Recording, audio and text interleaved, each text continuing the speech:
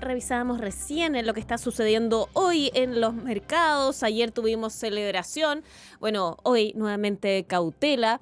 Vamos a hablar sobre las oportunidades que se pueden estar dando, los cuidados que hay que tener, y para eso nos acompaña a la distancia a esta hora del día Ciro Giraldis, gerente de Portfolio Solutions de Credicorp Capital. Ciro, un gusto contar nuevamente con tu visión aquí en Mercado Central. ¿Cómo estás? Hola Gabriela, bien, ¿tú cómo estás? Muchas gracias por la invitación. Ciro, hablábamos ayer de la celebración de los mercados, este alto al fuego que anunció Donald Trump, pero al parecer la celebración fue demasiado prematura. Estamos ante un escenario internacional tremendamente complejo porque, según lo que han dicho varios analistas, en realidad está muy centrado en la personalidad del mandatario en Estados Unidos y por lo tanto es bastante impredecible lo que puede estar sucediendo en las próximas horas. ¿Qué tanto cambia el hecho de ayer en los fundamentos para los mercados en el mediano plazo?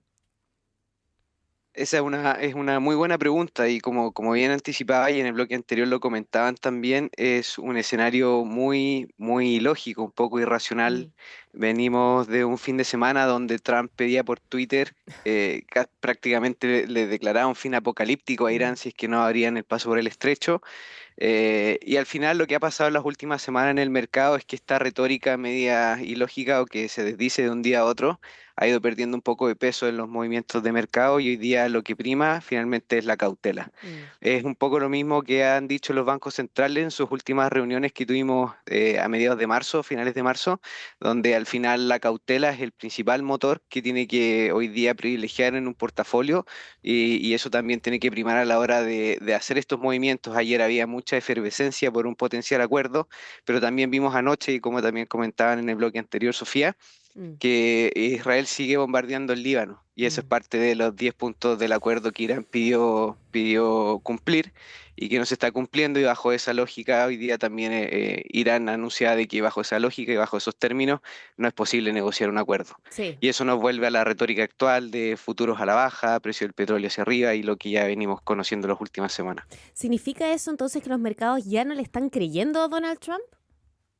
En mi juicio yo creo que sí, que los mercados dejaron de creerle en el sentido que al final termina siendo un discurso por un lado irracional y por otro lado un poco impredecible. Mm. Eh, es cosa de seguir los tweets que hace, también los llamados que hacen el secretario del Departamento de Guerra. Es muy difícil llegar a una conclusión y al ser temas geopolíticos también no es como que uno pudiese estimar alguna variable o tener algún modelo para estimar el desarrollo de una variable para generar una decisión. Mm. Acá es básicamente la idea de una persona, de un presidente que pareciera que no tiene mucha racionalidad al momento de tomar decisiones y eso también el mercado ha ido un poco dejándolo de lado y viendo un poco la foto a mediano plazo, que básicamente es que si el conflicto continúa durante abril y el petróleo se consolida sobre los $100 el barril, veremos un segundo semestre más inflacionario y eso redibuja la política monetaria a lo largo de todo el mundo. Claro, ahora lo complejo es a qué atenerse como inversionista, si no se le cree al presidente la principal potencia del mundo. Claro, acá nuestro consejo en Credit Corp es básicamente ceñirse al proceso de inversión, ceñirse al horizonte de inversión, tener muy claro dónde están mis necesidades de plata. Si yo estoy ahorrando, por ejemplo, para comprarme una casa a Mm. fin de año, no puedo estar expuesto a una gran volatilidad como la que hemos visto esta semana y ahí la decisión es optar por instrumentos más tipo refugio, Claro. entiéndase renta fija local, depósito a plazo en el caso que no pueda tolerar pérdida. Pero si mi horizonte es un poco más de mediano a largo plazo, hoy día, fuera de que el dólar se ha apreciado en las últimas semanas, hay oportunidades muy atractivas para armar un posicionamiento en acciones que pueda tener una apreciación de capital en el mediano plazo importante. Sí, ahora eso significa tener una actitud también más defensiva en el portafolio global, ¿no? En ese sentido, los mercados emergentes como el nuestro pierden atractivo. Claro, en este sentido, el análisis macroeconómico inicial que uno pueda ver es qué tan dependiente es un país del petróleo. en el sentido de si es exportador de petróleo o importador de petróleo. Nosotros somos importadores de petróleo y por otro lado también tenemos una canasta de consumo que está muy indexada al petróleo, producto de que importamos muchos bienes. Mm, En ese sentido, quizás nos vemos en un escenario menos favorable del que teníamos en enero, por ejemplo, donde teníamos un precio del cobre sobre los $6 la libra, un barril bajo los $60, y eso nos dejaba en términos de intercambio muy bien parados. mm. Hoy día quizás, por ejemplo, economías exportadoras netas de petróleo tienen un poco más de atractivo, por ejemplo, Brasil, México, y en ese sentido son apuestas tácticas que un inversionista podría tomar en el corto plazo. Pero acá nuestra recomendación finalmente en Credit Corp es ceñirse al horizonte, armar un portafolio bien diversificado para evitar estar expuesto a una sola variable Mm. y básicamente si uno pudiera invertir y desinstalar la plataforma y olvidarse del dinero, es lo mejor que uno puede hacer, porque Difícil. es difícil, pero si uno no lo hace, termina comprando caro y vendiendo barato, que es lo que uno no quiere para sus clientes. Sí, pero es difícil en estos momentos de ansiedad. Sí, se entiende Totalmente. también. Ahora, Ciro, esa es la mirada desde lo macro hacia las tendencias más micro de cada mercado, pero si damos vuelta a ese análisis y lo hacemos desde abajo. En el caso de la bolsa chilena, lo que más pesa es SQM, ¿cierto? Estamos bien ahí, Correcto. sí. Sí. Y en el caso de SQM, de las grandes tendencias que se van a estar enfrentando, tiene que ver obviamente con el consumo de las economías por litio, también el tema de fertilizantes. Y en esta última parte también va a estar incidiendo mucho lo que está pasando nuevamente con la guerra. ¿Cuáles son las perspectivas para la bolsa chilena entonces si es que lo miramos desde el peso que tiene SQM? Las perspectivas nosotros en Credit Corp creemos que son positivas. Por un lado, fuera de SQM primero, como viendo la bolsa en general, Ujú.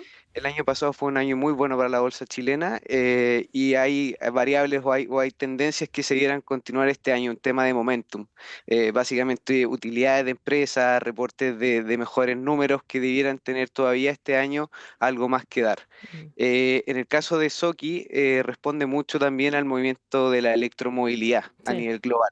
Y en ese sentido, eso va a depender mucho de qué variables reconsidera el mercado luego del cese al fuego en Medio Oriente. Mm. Es decir, vamos a volver a una retórica de mercados emergentes, de materias primas al alza, o por otro lado vamos a ver también una vuelta del inversionista hacia la inteligencia artificial, hacia las bolsas en Estados Unidos, producto de las correcciones que han tenido esta última semana, se pueden tornar puntos de entrada atractivos. Mm. Y en ese sentido, nosotros creemos que Soki puede tener un muy buen punto de entrada hoy en día si es que se vuelve a un sentimiento más hacia favor de la toma de riesgo.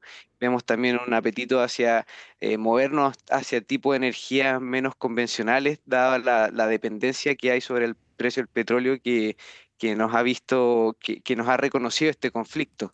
Uno hasta este conflicto pensaba que quizás el precio del petróleo ya deja de ser una variable tan decisiva, dada toda la electromovilidad y energías no convencionales que se han ido desarrollando, y esto probablemente va a abrir un foco, un beta en el desarrollo de ese tipo de energía, donde Soki puede verse bastante beneficiado. Sí, es verdad. De hecho, lo conversábamos hasta hace algunos meses cuando empezó la guerra de por qué sigue todo el mundo tan temeroso por lo que está pasando con el precio del petróleo, considerando también el avance en la electromovilidad. Bueno, lo vimos en Chile muy claramente con el impacto que puede tener en el bolsillo de todos los chilenos en realidad el alza en el precio del petróleo y no solamente por el tema de los combustibles, sino que por el efecto en la inflación en general, el impacto que puede tener eso en materia de tasas, el costo del crédito, etcétera. Y en ese sentido también se ha dicho que el aumento en la inflación va a tener un impacto positivo para la banca. ¿Hay una oportunidad ahí también en materia de inversiones, Ciro?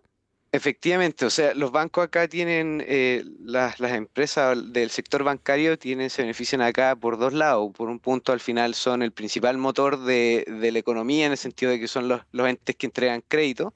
Y por otro lado, son actores más un poquito, quizá un poco más defensivos, que entregan también un refugio ante esta volatilidad y que aparte históricamente se ven beneficiados también de un proceso más inflacionario. Mm. Entonces, al tener un ambiente un poquito más defensivo con una potencial inflación más alta de lo esperado, el estar invertido hoy en día en bancos, sobre todo bancos de buena categoría, puede dar una oportunidad de inversión importante en el mediano plazo. Ahora, bancos de buena categoría en el caso de Chile, los principales están en la bolsa, nos referimos a esos, ¿no? Totalmente, Santander, Claro, BCI, sí. Banco de Chile, Itaú, exactamente. Claro, estamos conversando con Ciro Giraldis, gerente de Portfolio Solutions de Credit Corp Capital. Ciro, hablábamos hace solamente algunos instantes del escenario internacional y tú mencionabas el tema del dólar. Hoy, lo comentábamos recién, está subiendo 2 pesos. Ayer bajó 12 en lo que va de abril, estos pocos días, retrocede 27 pesos casi, después de subir 53 el mes pasado. Y con toda esta volatilidad, em, pensando en inversiones de un menor plazo, un año, por ejemplo, ¿conviene tal vez centrar la mirada más en Chile para no estar sujeto a estas variaciones? Efectivamente, si mi inversión es de corto plazo, yo coincido contigo, Gabriela, que una inversión acá en Chile, de cierta forma, me evita exponerme a esta montaña rusa que ha sido el dólar últimamente, y que también, de acuerdo a los pronósticos que uno puede leer tanto de casas locales como de inversión internacionales, el conflicto no debiese pasar de junio, y en ese sentido, si yo Mm, compro dólares a 900, probablemente a diciembre terminaré vendiéndolos bajo los 900, si es mm, que esto se resuelve como el mercado espera. mm. Y en ese sentido, si yo no estoy dispuesto a perder mi capital, el enfoque sería más preservar mi capital, una inversión en Chile, sobre todo indexada a la inflación, por el efecto de segunda vuelta que tú bien comentabas, que va a tener básicamente porque importamos muchos bienes y esos bienes viajan en vehículos que se mueven a petróleo, Mm. y todo ese costo se traduce finalmente o se traspasa al cliente. Podemos tener efectos de segunda vuelta en inflación que pueden ser un poco más altos que los que el mercado hoy día está anticipando. Entonces, básicamente, si yo no estoy dispuesto a ver números rojos en mi Sí. cartola, el depósito a plazo es la mejor opción sin duda. Y si quiero ir un poco más allá en este mismo sentido, instrumentos en UF también ofrecen una cobertura perfecta contra los Contra la pasivos que tú inflación. también mencionabas. Dividendos están en UF, los gastos de colegiatura están en UF, Sí. entonces en general hay un calce perfecto ahí de activos con pasivos invirtiendo en instrumentos en UF. Sí, efectivamente. Ahora, Ciro, hablando nuevamente del tema del dólar, tú decías, si lo compran ahora a 900, lo más probable es que a fin de año esté por debajo de eso. ¿Cómo están proyectando la trayectoria desde Credit Corp Capital para el tipo de cambio? ¿Cuál debiese ser el valor justo en este minuto? Esa pregunta es muy buena porque finalmente es muy difícil predecir el Mm, tipo de cambio en general en un día normal, y cuando hay una persona que está haciendo movimientos políticos tan inciertos es más difícil todavía. mm, Nosotros creemos que el dólar, de terminar el conflicto antes del término del primer semestre, debiésemos volver a ver que el dólar pierda valor frente a las otras monedas desarrolladas del mundo, el euro, el yen.